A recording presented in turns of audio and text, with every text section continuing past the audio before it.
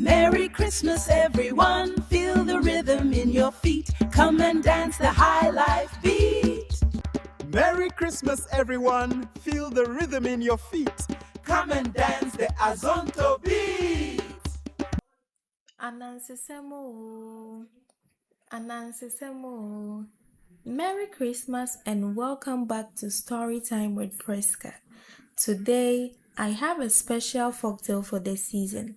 It's about greed and a very tricky spider, Ananse. It was December in the village. The dry, dusty Harmattan winds had swept through the trees, turning the leaves orange and brown. The air was cool in the mornings, and the excitement for Bronya was everywhere. Every animal in the kingdom was busy.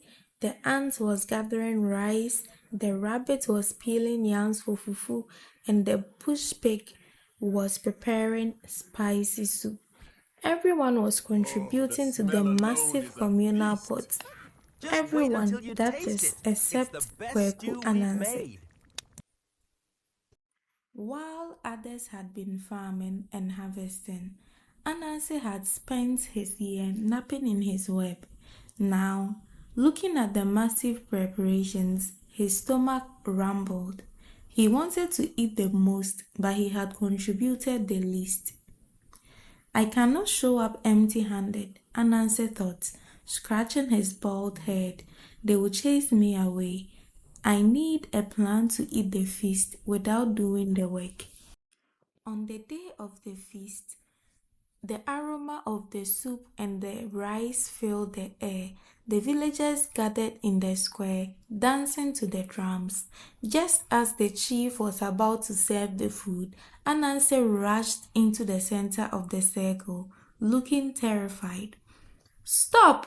Stop, everyone!" Ananse shouted, waving his arms. "I have just received a message from the sky god Nyame." The music stopped and the village went silent. "What is the message?" Ananse asked the chief. "Nyame is pleased with this feast," Ananse lied smoothly, eyeing the steaming pot of meat. "But he says the food is too loud. The steam is making too much noise, reaching the heavens. If we eat it now, the crops next year will fail." The animals gasped. "What must we do?" "We must purify the food with silence," Ananse declared. "Everyone must go into their huts and close their eyes tight for 1 hour. I, as the messenger, will sacrifice myself to stay here and watch the steam, to ensure it becomes quiet, and only then can we eat." The animals, fearing a bad Stop! The harvest, steam! agreed. It is too They loud! all It will rushed anger the into sky their god! huts We and must shut stop the him doors. before we are all doomed! As soon as the square was empty, Ananse chuckled. "Silence indeed," he whispered. He grabbed the biggest ladle he could find. He didn't just taste the soup. He dove into it. He ate the biggest piece of goat meat. He scooped mountains of rice into a gourd he had hidden in his pocket. He ate and ate until his stomach was round and tight like a drum. But Ananse forgot one thing: the lizard. Lizard had not gone inside. He was resting high up on the branch of the neem tree, blending in with the leaves. He watched Ananse stuffing his cheeks. Just as Ananse reached for the final biggest piece of meat, Lizard shouted from the tree, "Ananse, did the steam tell you to eat the chief's portion?" Ananse froze. At that moment, the hour was up. The villagers opened their doors and came out. They saw Ananse standing over the pots, his cheeks bulging, grease on his chin, and the pots significantly emptier. The steam It was very heavy, Ananse mumbled through a mouthful of rice, trying to swallow.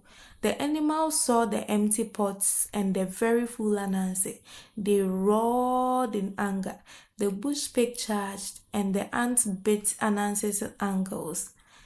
Ananse didn't wait to explain. He scrambled up the nearest wall, rushing toward the ceiling to escape Ananse an angry ate mob. all the He food. squeezed himself into the darkest, highest corner of the roof to hide his shame. Merry Christmas, And everyone. that is why Feel the to rhythm this in your day, feet.